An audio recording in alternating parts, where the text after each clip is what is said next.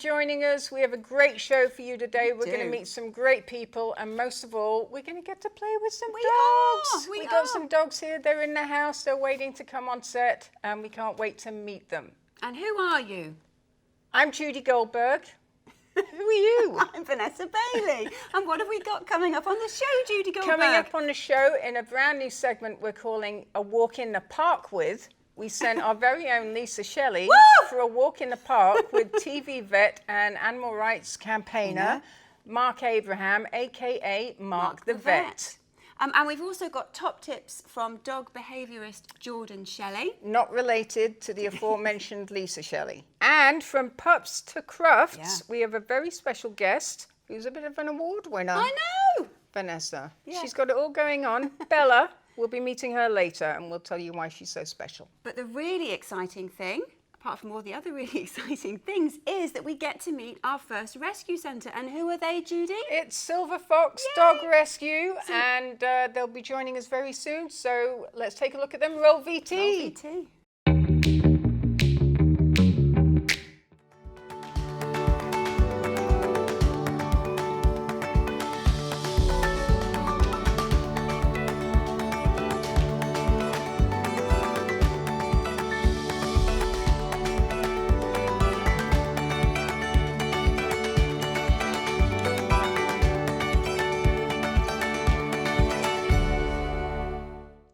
We're joined in the studio now by Marjorie Rigby from Silver Fox Dog Rescue. Welcome, Marjorie. And not just Marjorie, but Marjorie and Ice. Lovely Ice. So let's just establish that Ice is not up for grabs. No, Ice is my dog. Right. Ice was a rescue dog himself, but you've taken him on. Yeah, because he has epilepsy. So he stays with me. And he needs to be locked at your hips 24/7, yes. which is fine by us. It is. It's fine, yes. So, Marjorie, most people, when they think of dog rescue, you think of kennels with hundreds of dogs lined up, all begging for attention and please take me. But you do things a little bit differently at Silver Fox, don't you? Yes. Can you tell us a bit about how you operate? We are a foster-based rescue. We have fosters all over the country because we feel that's a better way for the dogs.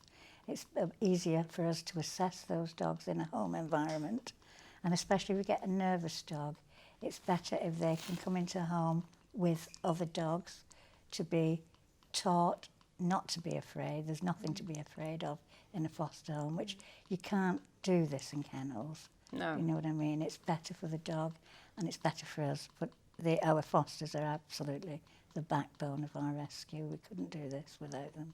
And you have about how many fosterers out there? About 80. Wow, that is a all over lot the country. Of fosterers.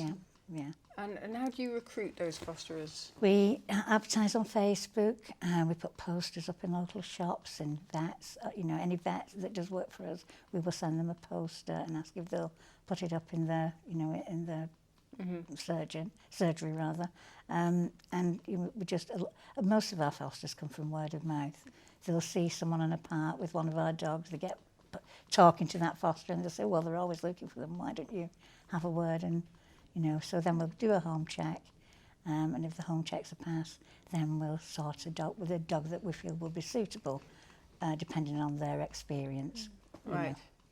And you, as an organisation, then you'll support the dogs once they go to foster with any medicals and behaviourals and stuff that needs to be addressed? Yeah.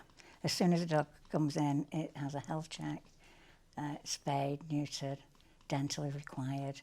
Anything that needs to be done with that dog, we make sure that it's done, and then they go on to that foster for them to assess. Well, I think without further ado then, Marjorie, it's time to meet the pups. Shall we bring them on? Yes, please. All right, we'll roll VT.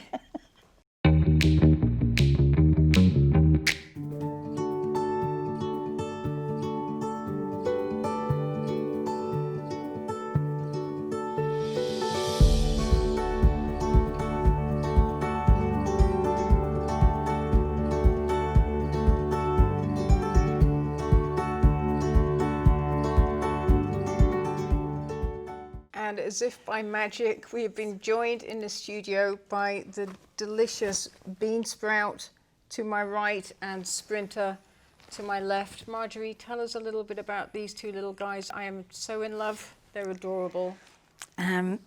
These two are brothers, and they're from China. They were from a puppy farm in China, and were destined for the slaughterhouse. Oh dear. So they were rescued by activists in China, and we did a huge fundraising to get these with 3 other little girls from the same puppy farm over. But these 2 boys have problems with the back legs. They've already been for a scan. They arrived last week. They've already been for a scan, and now starting them off an intensive course of physiotherapy to see if they can loosen the tendons up. If not, the back leg on each one will have to be removed. Right. Okay. But that's fine if that happens, because they could still live completely normal dog lives as they are already. Running around maniacs all morning. They're more active than certainly my dogs and most people, I would say. Yeah. So they just arrived this week. They come all the way from China. But end of the week before, but I think Thursday it was. Right. So they're not ready for adoption just yet. No. They've got a little bit of work to do with you and support. Yeah. So anyone that's interested should be aware of that. Yeah. And there will either be intensive rehab or some post-op stuff. Yeah, and then to deal with. as soon as they're ready for adoption, they will go up onto our adoptions page. Right. And ideally, they're brothers. Would you want them to be rehomed together? Well, normally bonded? we wouldn't rehome brothers, siblings, because it can cause problems. But the foster feels already that they're bonded. But we're going to give it a bit more time. But if they are bonded, no, they will only be rehomed together. Right. I would like for them to be rehomed together. Yeah. I think Ben's going to take them, actually, the director. He's I've already got tried his my eye on husband them. and he said, no, we've got 4 too many already. You just don't get the sense, I don't know if you can really gauge this on camera, of just how small they are. What breed are they? They're toy poodles. He's 1.4 kilo. He's exactly 1 kilo. Right. So, and will they get much bigger? No, they're fully grown. Fully? They're just so tiny. I'm so worried that someone's going to sit on one of them. Vanessa, don't sit on that dog. It's been delightful to meet them. Shall we move on to our next? I don't want to, but yes, let's move on. We're going to be meeting a couple of other dogs later, but this is bye-bye for now, Bean Sprout, and bye-bye, Sprinter. If you are interested in adopting either of these 2, then just drop us a line, judy@therescueshow.com. But right now, we are going to take a walk in the park with our very own Lisa Shelley and Marc the Vet.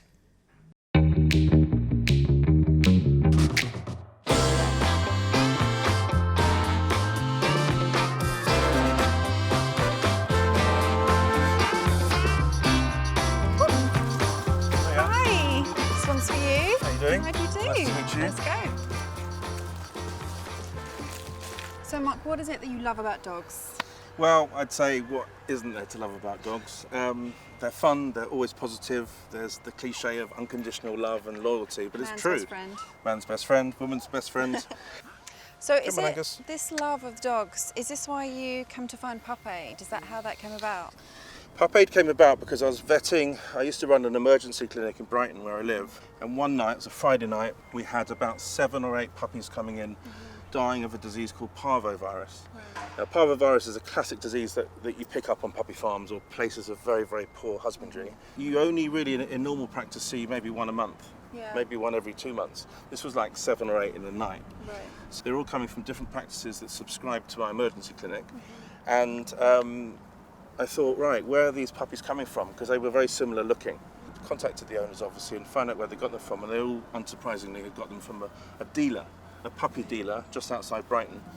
And this puppy dealer I went to undercover, and I was asking all the normal questions, and I was amazed how good they were at selling these puppies. Right. You know, these puppies have been vet checked, they come from licensed breeders, they come with vaccinations. They knew what to say. They knew exactly what to say, and I was amazed by this. Then I sort of did a bit of digging and found out that the dealer was licensed, totally legal. What's more than that is the puppies that they were buying in were from licensed, legal puppy farms in Wales. And it struck me that puppy farming, on the whole, after a bit more research, is actually totally legal.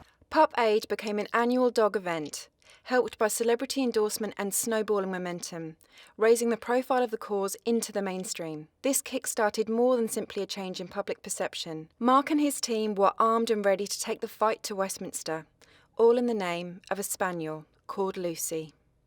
And we'll have more from Lisa's walk in the park with Marc a little bit later on in the show. But wait, Vanessa, I've got a nose for dogs. It's time to meet our next rescue pup.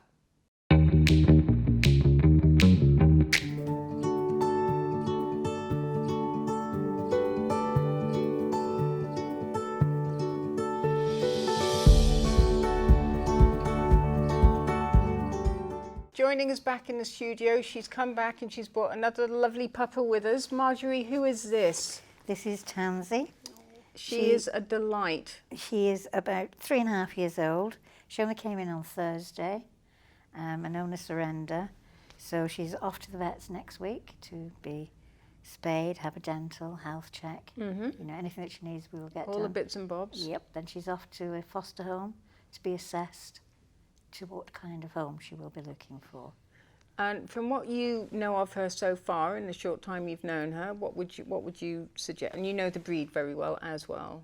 She's a little bit nervous to begin with, but she is easily won over with a little bit of ham and sausage. But I would prefer. I feel she needs to go with another confident little dog who can show her the ropes and, you know, and teach her that everything's, you know, you don't need to be frightened of anyone, you know. Yeah, well, I think that she arrived with us quite nervous, but Yeah, she's coming yeah. a little bit more out of her She is, shell the she longer is. she's here. And it's very early days for her. She's only been with, and you know, it's a lot for her. She's had the trip and Yeah. she's doing really well. Yeah, well, we all love her, and if you feel the same, then you can contact us here at the Rescue Show. We will connect you directly with Marjorie and Silver Fox so you can have a conversation and maybe start the adoption process. But thank you, Marjorie. Thank We'll you. see you again soon with another lovely pup. Thank you. But pups aren't always They don't. 100%, are they? And sometimes they leave a little present on the carpet, or, you know, they bark at our best friend as they come up the garden path. So what can we do about that? Who do we have that can help us? We have Jordan Shelley. Let's take a look. Animal enthusiast, dog lover and reward-based trainer Jordan Shelley has 13 years experience navigating the world of everything canine. He's taken time away from his own ark of animals to visit us here at the Rescue Show. And joining us in the studio now is dog trainer Jordan Shelley. Hello. Jordan, I can see that you're bonding now with Beansprout, but if No I one's can having tear him back, you I'm away keeping him. for a minute. Tell us a little bit about you and your work. So I've been working with dogs now, training for 11 years, and before that I was a veterinary assistant. And it's great fun. I've been mainly working with rescue dogs, which is why this was such a great place to be for me. We've had over 300 foster dogs through the house in the past 6 years. 300 dogs? 300 dogs, yes. That's so it's insane. been quite a journey. And amazing. Yes, yeah, Good yeah. for you. And I find that the biggest thing I've learnt with working with all the rescue dogs I have over the years is the importance of building relationships and confidence. I think it's huge. And I think that people really need to focus on that. And I think all dogs are lovely dogs, and they're all there waiting to be homed. And I think Because that's Yeah. the thing, I think there is a stigma surrounding rescue dogs. You know, people are off put by perhaps behaviours that they see when they visit them, but you're saying that's... Well, and you have to understand that the environment they're in when people are seeing them as well is quite stressful. So the dogs are there's other dogs shouting, they're in tiny pens, they probably don't get the exercise that they need. And so once they get into a normal, loving kind of environment, I'm sure that dog will change really, really fast. And I think we focus too much on what dogs can do, as in tricks, rather than on making them comfortable and building that relationship and having a nice time with one another. So have you got any strategies for someone that's just taken on a rescue dog that's trying to bring them out of their shell and build a bond? Well, I mean, my favourite is to go for a picnic. I love picnics, I'm yes. all for Take your that. dog for a That's picnic. amazing. Pack some food, a little hamper, pack some food for yourself and for the dog, and go out and find a nice spot where you're not going to get rushed by other dogs, but you can just sit and watch the world go by and share a bit of food between each other, and just start building that positive association to the environment and to you. And it's all about bond building and having fun and playing games and enjoying each other's company, because So that's what it's just about. building friendship, really, rather than the whole sit, beg. It's Oh, I just- mean, listen, it's great fun, and I did a little bit of that earlier with Bean Sprout. We were practicing a couple of sits and things like that. But I think the most important thing is just building confidence, really, especially in a dog that's come from sort of a puppy farm type of environment, you know, where they haven't had that socialisation or environmental enrichment. And we just need to give that to them and show them that the world's not so scary. That's some great advice. Thank you. I would never think to take my dogs out for a No. picnic. That's it. Everyone go for a picnic with your dogs in the park. All right, Nice. I'm off. Yeah. Thank you, Jordan. I hope to see some more of you on further episodes. But I'd thank love you to come for back. joining Thank you for us. having me. And you are going to have to leave Bean Sprout I'm not. with us. I'm not. I'm taking I'm him with. afraid. Sorry. Thank you, Jordan. Up next is Bella, our very, very special next guest, and we're going to tell you exactly why she's special. Take a look. Bella, the little Bichon, never too far from Dad Barry's side. On the outside, she is the appearance of a regular dog, but Bella is a shining example of how a rescue dog can become a rescuer.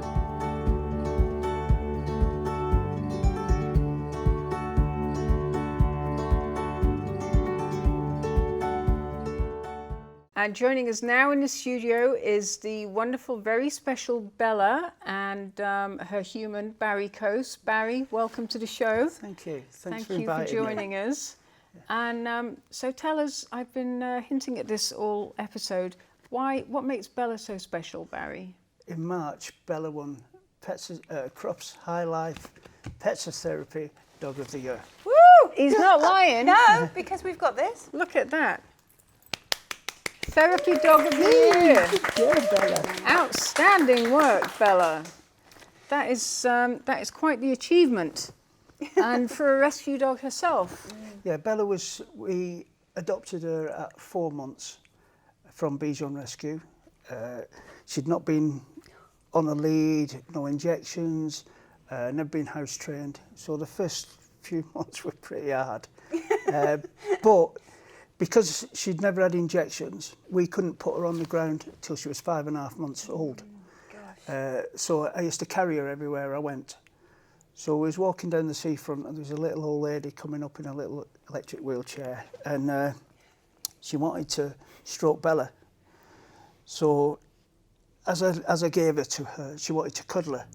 So when she took Bella, Bella really snuggled into her, and this lady started crying because she'd given her dogs up to go in a nursing home. And from there, we was looking at what we can actually do for other people, because she's got so much sort of empathy with the suffering of people. So what's a day in the life of Bella at work as a therapy dog? She works every Thursday and Friday mornings only. The rest of the time she's a little dog. So on a Thursday she'll go into hospital. We start off in the children's ward. She'll go down to the operating theatre with children, actually on the bed, to the anaesthetic room. If the parents want us to meet them in recovery, we'll then wait with them and then take them back. The idea is it'll keep her calm, it'll keep the children calm, and it also keeps the parents calm. That's amazing. Then once we've finished with the children's ward, we'll go into intensive care. And 4 days in intensive care can give you PTSD. So the idea of us going in adds a bit of normality to the process. And then they'll text me or message me wherever they want us to go. So we'll do palliative care, anybody, stroke wards, dementia ward. So that's the Thursday. The Friday we go to schools. We'll either do a special needs school or a preschool nursery, or we'll work with teenage girls who've got anxiety problems. And then the rest of the time, it's Bella. It's just Bella being It's Bella. Bella time. Amazing. Amazing work from a beautiful dog. Thank you so much for bringing her in. You're welcome. To You're meet welcome. us. Our pleasure. Thank you. And it's good to see her turning it around. Is it possible just to mention she also works for combat stress? So we work with other veterans with PTSD. So if there's a room with, say, 16 guys in, she'll go to each one in turn. Amazing. She'll jump up at the side of them, they start stroking her, and they start opening up. So it bridges that gap. So when you go into therapy, they've already started talking, so it's not a huge problem. Yeah. So she is special. I mean, plus obviously she works for me. She helps me with my PTSD. Yeah. So she's a special dog. Well, it's She's lovely to doing meet her. Oh, it's important lovely to meet her. work. Thank you both of you Thank you. for coming in Thank and you, it's a sharing your pleasure. story. Thank you. Thank you. What's next, Vanessa? Well, next we're going to see Lisa and Mark again, and they're going to be... They're still in the park. They are still I in the think they've park, locked but the gates. they're going to be telling us how puppy farming is changing for the better. Earlier this year, a new law was put through Parliament to ban the sale of kittens and puppies from third parties from spring 2020. So, Mark, tell me about Lucy's Law. How did that come about? So Lucy's Law came about because we were campaigning in Westminster from about 2013, and we were making kind of progress as such, but not actually changing anything. And the actual thing we were trying to do was to ban third-party commercial puppy and kitten sales, which is a bit of a mouthful. I knew Lucy, who was an amazing rescued cavalier from a puppy farm. She was an ex-breeding dog, a lot of health problems. And we had the situation where we were calling for this sort of long drawn-out law, and then sadly she passed away in 2016. I thought, let's bring the two together to kind of simplify what we were doing, almost to weaponise the campaign with this little cheeky face. Lucy's Facebook page, Lucy the Rescue Cavalier, had about 70,000 likes on it. So it's almost like a little ready-made army ready to go. Right. So who were angry, and they were sad because she'd obviously passed away. So bringing together a sort of an angry mob and naming the campaign in honour of Lucy was kind of the turning point. It personalised it, it made it into a brand, and it became something that was eventually quite divisive in terms of finding out who was on board and who wasn't. And Lucy's Law was the immediate ban of commercial puppy and kitten sales from dealers like pet shops. And we put the word immediate in because people couldn't then go, we like it, but maybe not yet. Okay, well, you don't support it then. Well, we're not sure if it's the right time. Okay, well, you're refusing to support it then. It's already in legislation. It was passed on the 5th of June in the House of Commons into English legislation, not UK. And it actually comes into effect, and it's enforceable from the 6th of April 2020, making it illegal to sell a puppy or a kitten away from its mum and away from where it was born. So if someone wants to go out there and get a dog today, what should they do? If someone wants to get a dog today, which would be great, first would recommend they do their research, and not just into the type of dog they want and the breed, etc., but also into their own lifestyle and their own family, and if it's appropriate for them to get a dog. Then think about what sort of dog to get. Obviously, I'm a massive fan of rescue dogs and cats and rescue animals, but what people don't realise, I think, a lot is you can get puppies in rescue. If you want an older dog, great, rescue. If you want a specific breed, contact the Kennel Club. They have a breed rescue directory, so you can actually get specific breeds. These are animals that have done nothing wrong. They're not in there because they're aggressive or because they saw around the house like in the old days. The majority of rescue pets, the owners have passed away or have become very ill. They've moved into temporary accommodation. Maybe there's an allergy in the family. So these are plug-in pets. They're ready to go. They're neutered, they're fleed, they're wormed, they're chipped, they're assessed behaviourally. And there's so many different ones. You know, you have your retired greyhounds, and you have your Frenchies, and you have your old sort of Jack Russells. There's something for everyone.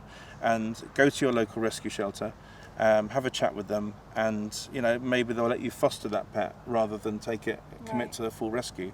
So do your research, consider foster, but really, if you want a dog, then I would totally recommend rescuing one. Fabulous. So, should we take these dogs for another spin? Definitely. Let's do it. Come on, Angus. That's some amazing work by Mark there and his team, making some real change. Yep, and now it's time to meet our final rescue pup. Let's go!